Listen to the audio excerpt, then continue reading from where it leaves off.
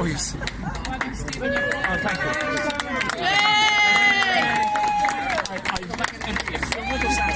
And we even have the Gestapo now. How many have we? We missed the phone. Oh, really? Buddy Wayne McGrath was trying his weight about. We missed him, did we? I ignored earlier. We thought they were forgetting. 8 of them. Yeah. Is Mr. Manning? Oh, there you are. Yes, I've had a good run at it, lads. You by the way, I didn't expect it. Great. Yeah. Go together. We want to just start. I just want to say the point we've just been discussing, and it's really, really shocking. There's clearly now a policy within the civil public service not to hire Irish people.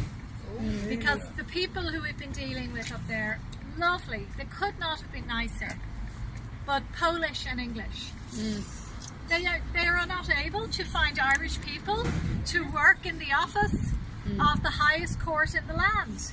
No, this is a policy, and it's happening throughout our civil service. Irish people are not to be hired where migrants are available, and we know why they're doing this. Why? And as I said, these people could not have been friendlier. In fact, they were much friendlier to us than the 2 Irish people that I met up there last week.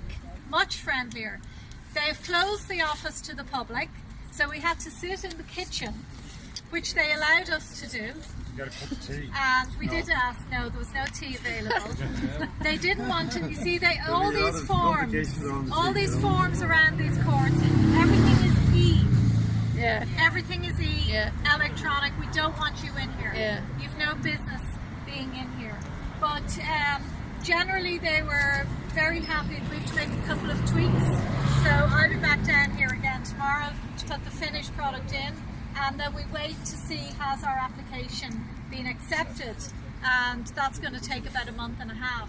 But John is going to say a few words, and then I'm just going to read out what we have put in this form, because it's important for you all to know.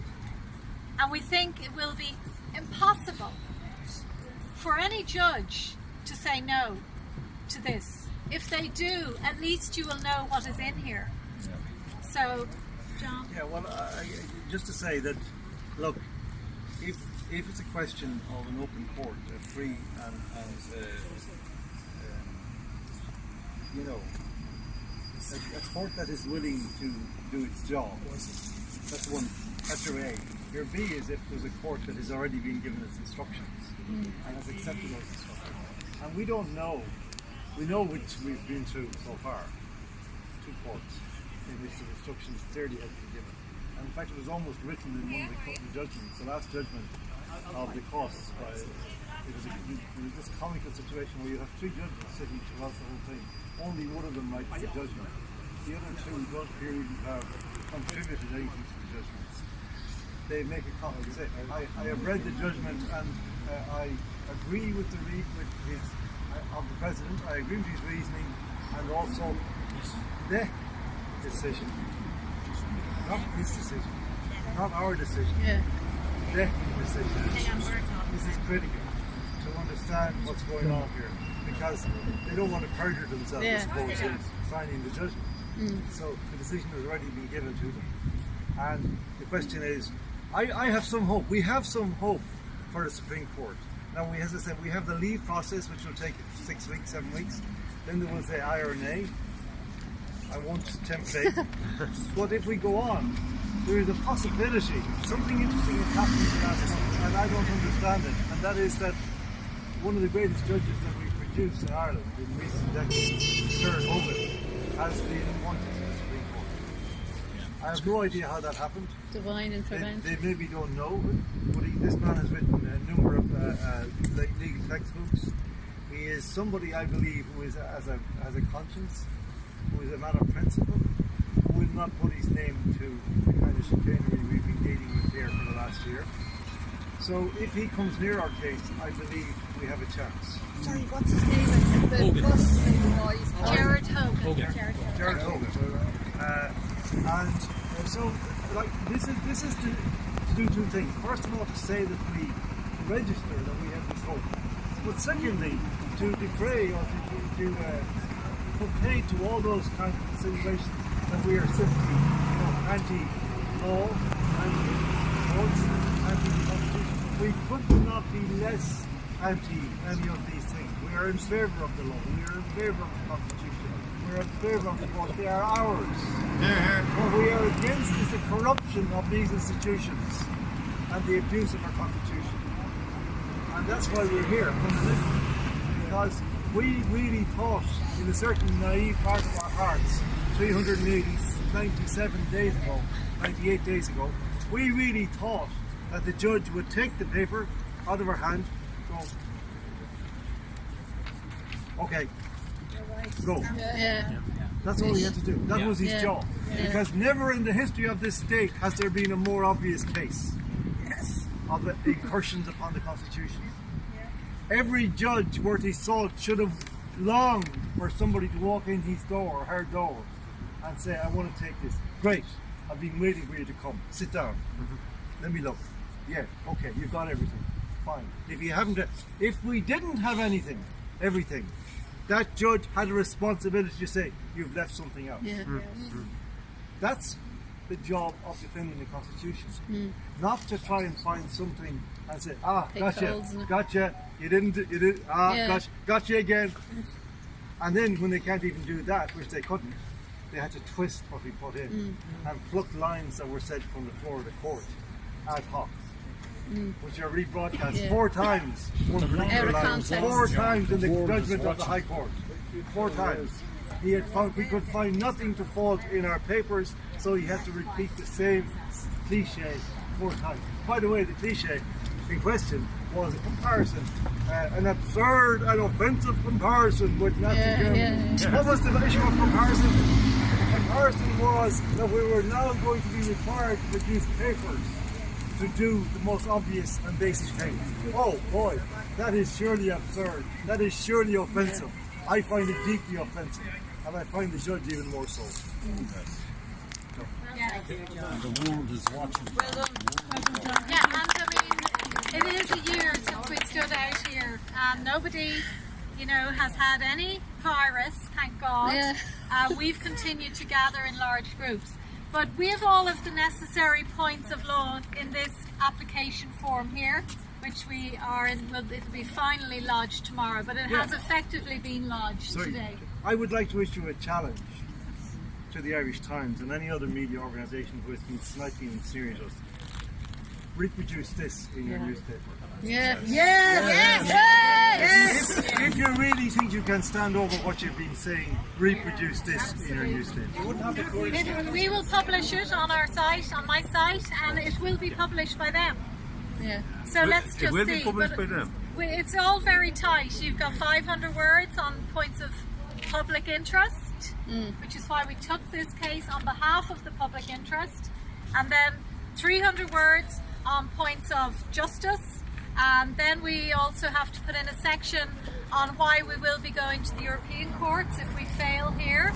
And then we also put in our various legal points of appeal. But I will just read this, it's short, it's only a few paragraphs, and these are the reasons why in the public interest we took this case a year ago.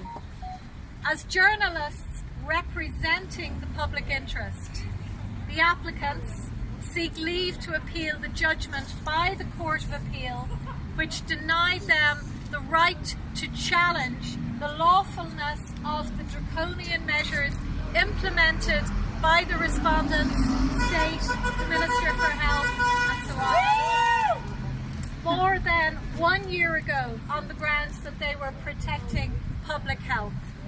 At no point was there any scientific or reasonable basis for any one of these measures which have brought Ireland's economy and society to the brink of destruction.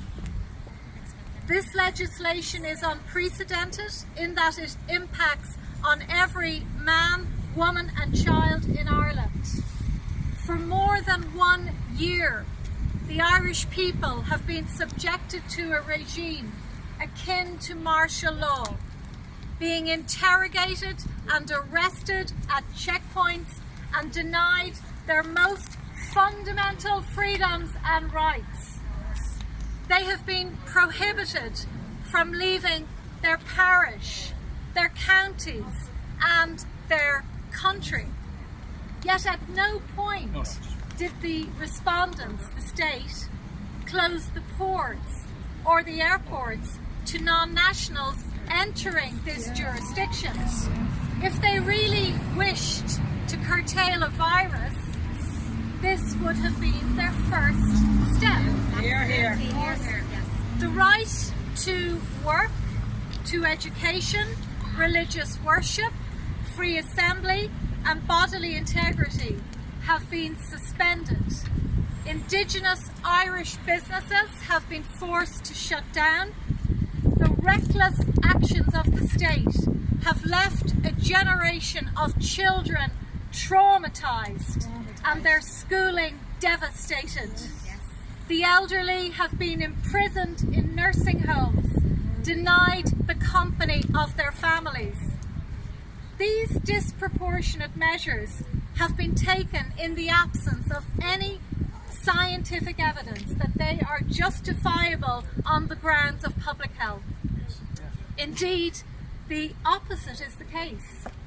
The applicants provided numerous studies outlining the harmful effects of lockdowns, of masks, of PCR testing, of experimental vaccines, and of the persistent terrorising of our nation by the state over a disease with a recovery rate of 99.96% in the infected, so-called infected people. There was no increased mortality in Ireland last year, and therefore there was no pandemic.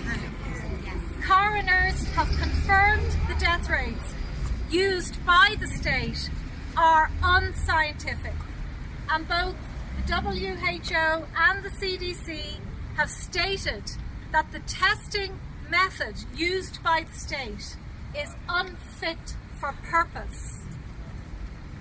The HSE, in the course of an entire year, has been able to scientifically identify the SARS-CoV-2 virus that allegedly causes the COVID-19 disease.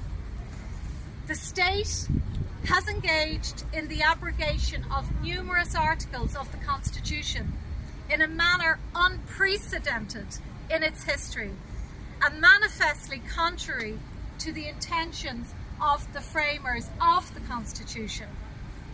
Ignoring the relevant article concerning the declaration of a state of emergency, which is Article 28.33, the respondents disregarded the requirement to abide by its provisions and erected an alternative edifice of constitutionality that is nowhere supported within the text of the Constitution or the intentions of its framers. The public were denied entry to the Court of Appeal hearing, rendering it unlawful. The public are entitled to call upon the courts to separate themselves from the interests and claimed responsibilities of the executive and parliamentary arms of government, and to interpret the Constitution in accordance with its text and the intentions of its framers, fairly, justly, and without fear or favour. That's it. So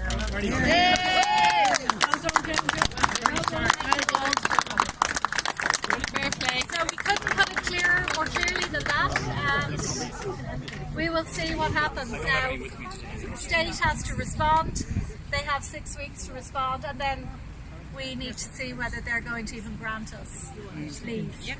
So but we will continue. Thank you, Gemma and John. Thanks, guys. Really quick. Hey, guys.